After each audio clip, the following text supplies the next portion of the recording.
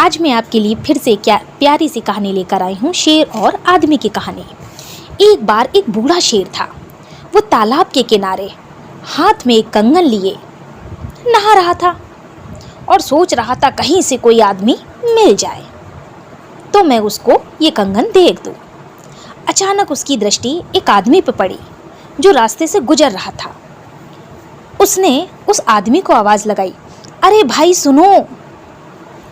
शेर की आवाज़ सुनते ही आदमी रुक गया और थरथर कांपने लगा। शेर ने कहा, नहीं भाई डरो मत, मैं तुम्हें नहीं मारूंगा।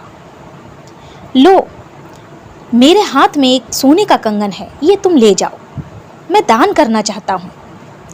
आदमी चुपचाप सहमे हुए खड़ा था और उसकी बातें सुन रहा था। शेर ने कहा, मेरा कोई भी नहीं है, मेरी पत्नी और बच्चे भी मर गए, मैं बहुत दुखी हूँ। इसलिए किसी ने मुझसे कहा है कि तुम दान धर्म के कार्य करो, इससे मैं बहुत खुश होऊंगा और तुम्हारे बच्चों को और तुम्हारी पत्नी को बहुत खुशी मिलेगी। आदमी तो बस सुन रहा था। उसने कहा, तुम सही कह रहे हो? शेर ने कहा, हाँ मैं बिल्कुल सही कह रहा हूँ, लो ये कंगन ले जाओ, ये सोने का है। आदमी तो भाई आदमी था, उसके मन में लालच आ गया। उसने कहा, फ्री में, मुफ्त में ये कंगन मिल रहा है, क्यों ना ले लो। शेर ने कहा, हाँ ले जाओ। आदमी ने कहा, क्या तुम मुझे खाओगे नहीं, मारोगे तो नहीं? शेर ने कहा, नहीं मैं तुम्हें नहीं मारूंगा, मैं बहुत दुखी हूँ इसलिए प्रायश्चित कर रहा हूं। आदमी भी उस शेर की बातों में आ गया। शेर ने कहा, लो ये कंगन लो, लेकिन इससे पहले, कंगन को ग्रहण करने से पहले तुम्हें इस तालाब में नहाना पड़ेगा, तभी तुम इस कंगन के लायक बन सकते हो।